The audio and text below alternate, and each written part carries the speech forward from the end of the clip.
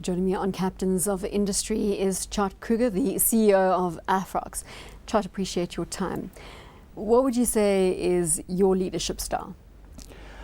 It's certainly a participative, which is probably a bit of a cliche, but it's certainly on my own, I'm relatively weak. If I'm the leader of a team, I can be much stronger. So it is getting the team involved, getting the collectiveness of the team, that will make me much stronger as a leader. If we turn the concept on its head, what type of people do you surround yourself with? Strong people. People that's team players, first of all, people that's positive. I don't think you can achieve too much if you always see the negative things in life. So I want positive people, but people that's skilled, that's got good knowledge, experience, and that is team players. I'm certainly not looking for people that is subordinate. I'm looking for people that can operate with me in a team. In that participative style, where does accountability lie? That's always with the leader. The leader always takes the accountability. You know, it's not a democracy. We don't vote. The leader must take the ultimate decision and he must be accountable for it. But he must also be big enough to realize when he's made a mistake and get the team to help him to make a better decision and fix what has been done. Tjaart, you spent a number of years at Tiger Brands. You headed up the grains division and you headed up the pharmaceutical division. What influence did your time at Tigers have on your current position? A lot, and before the grains and the pharmaceutical division, if you go back to the early 90s, in the poultry division of ICS then, which became part of Tiger and eventually became Astral. I would think that's probably where I've learned more in the formative years in the poultry division, which was very tough. The food industry in particular, which is Tiger, and in the poultry industry before that, is a very competitive industry. And the fittest survive, and the others didn't survive. So I've learned there in those businesses how to be competitive, but also how to take people with you, because there's great people in all those businesses. And that's how you actually achieve something at the end, is with a great team with great people in place. From poultry, grain, pharmaceutical into your current position as Managing Director of Afrox, how did you get to the gas industry? Very different industry. Also a very different culture. I guess if you look at the food industry, there's a particular culture. Even amongst competitors in an industry, you'll get a particular culture, even if it's only from a skills point of view.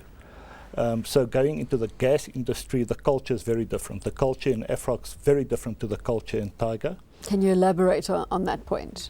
I think the culture in Tiger was probably much more entrepreneurial, lower margin business, so much more conscious on costs maybe. And if you look at the 90s, when all the control boards in South Africa fell away, the food industry had to really become competitive, and all the hard work was probably done during those years.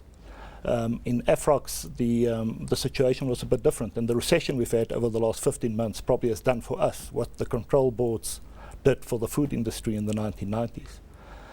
So it is a very different industry, very different culture, but the principles I think is very similar. You need a strong team around, you need the right people in the team, and you need to rely on them. So from that point of view, no big difference. The challenges must be different in the gas industry to the food industry though.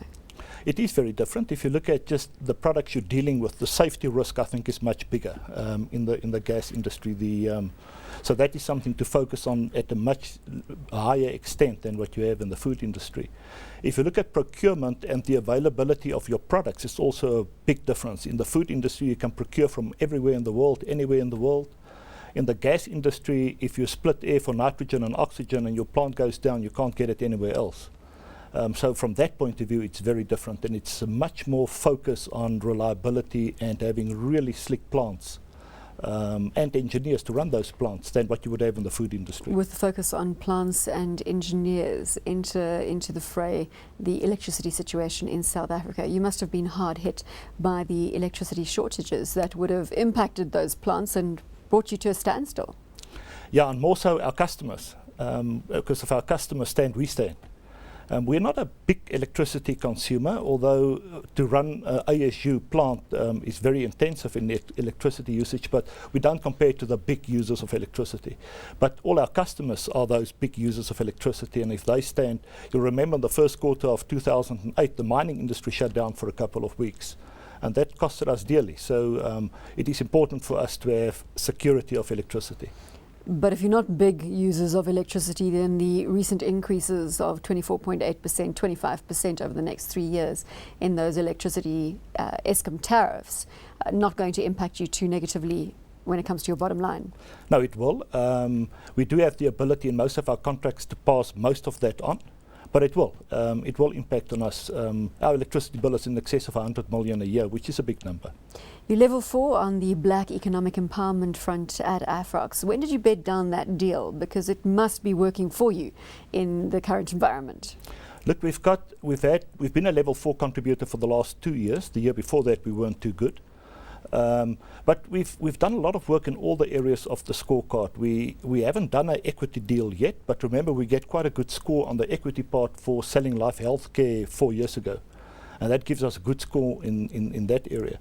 But we've in employment equity, in preferential procurement, in CSI, in all those areas, we've got various programs in place to get that score up and to keep it up, because we believe in the scorecard.